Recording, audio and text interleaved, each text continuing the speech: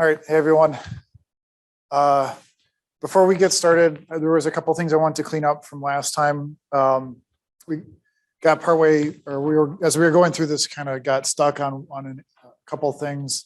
So the first thing was we were going through the Y momentum equation, trying to determine order of magnitude, if you remember, and then kind of got hung up a little bit on how we went from the top step down to the bottom step, just mostly because I couldn't read my notes.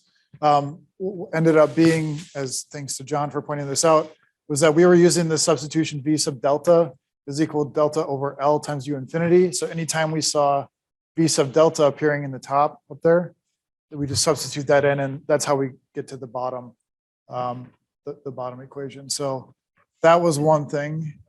No, mistake there per se, just a kind of point of confusion. The other thing, yeah, and so here was my helpful note on the wrong page for that, V sub delta. The other thing that we did was what? So if we scroll down here, yeah, this is it here. So I was also a little bit unsure about why we wrote P as P infinity. We did our normalization for P tilde, the non-dimensional form of the pressure, in terms of just P divided by the free stream momentum. And so then I was having a little bit of a hard time convincing myself that P infinity was what we should be referring to. It turns out, though, if you remember, we went through the simplifications and decided that dP dy is really close to zero. So if dP dy is really close to zero, then that means our pressure at any point x is basically the free stream pressure. So that's where we get this P infinity, and you see the substitutions moving forward being in terms of P infinity, not P. So it's just nomenclature, really doesn't change that much.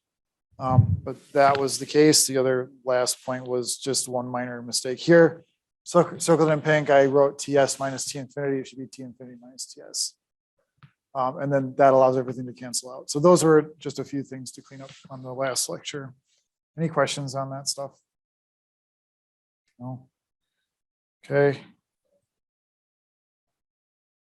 It should just be consistent either way. And it ends up canceling out, but it should be, or no, it doesn't. Over here it doesn't. So it should be T infinity minus TS. On the left, you pull it out. And then on the right, you end up having it appear here. So it should be T infinity minus TS, or whatever the substitution is that we were, our substitution up here said this. We said theta is equal to T minus TS over T infinity minus TS. So if we did this in terms of T minus T infinity over TS minus T infinity, that's also a valid way of doing it. We just have to make sure that what's multiplying theta, which is the denominator, is written in the right order based on our substitution.